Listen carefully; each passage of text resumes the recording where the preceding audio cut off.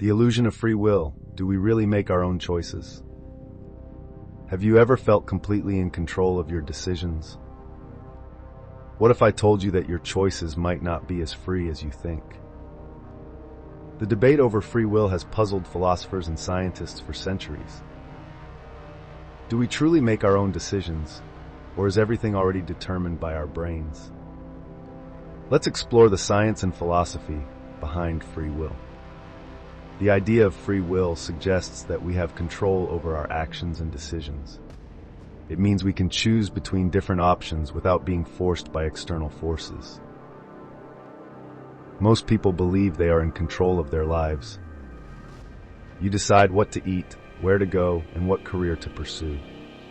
But what if all of these choices were actually predetermined by factors beyond your awareness? Some scientists argue that free will is nothing more than an illusion.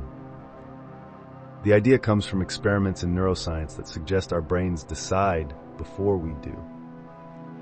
One of the most famous experiments was conducted by neuroscientist Benjamin Libet in 1983.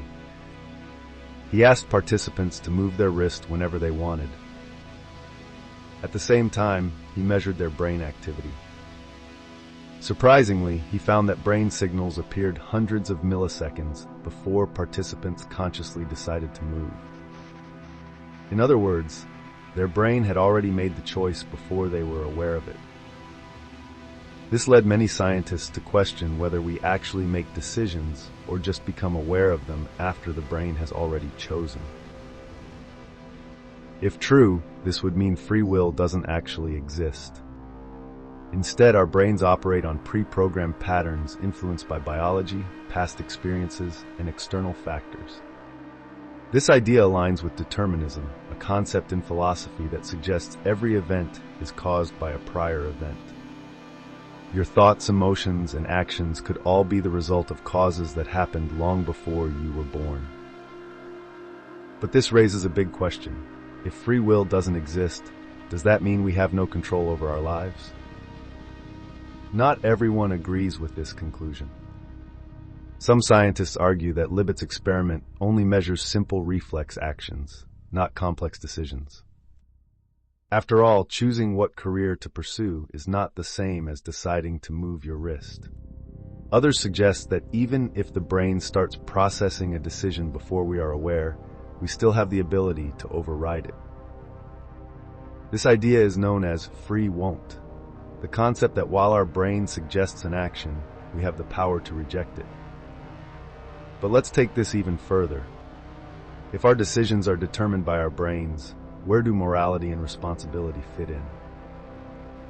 If a criminal had no real choice in committing a crime, should they still be punished? Or should we view crime as a failure of circumstances and focus on rehabilitation instead of punishment? This also raises questions about success and failure. If everything is determined, can we really take credit for our achievements? Or should we acknowledge that our environment and genetics played the biggest role? Even more fascinating is the role of physics in this debate. Classical physics suggests the universe operates like a giant machine. If we knew every particle's position and velocity, we could predict the future with 100% accuracy. This would mean that everything, including human decisions, was set in motion from the beginning of time. However, quantum mechanics introduces randomness at a microscopic level. Some argue that this could allow for true free will, as quantum events are unpredictable. But randomness is not the same as control. Even if quantum events are unpredictable, that doesn't mean we are actively choosing our actions. So where does this leave us?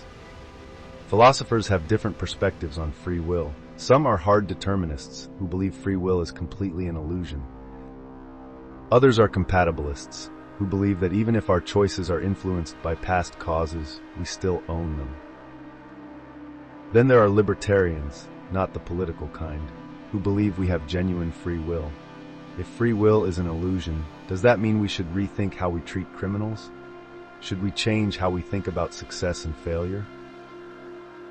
Or does knowing this change nothing at all?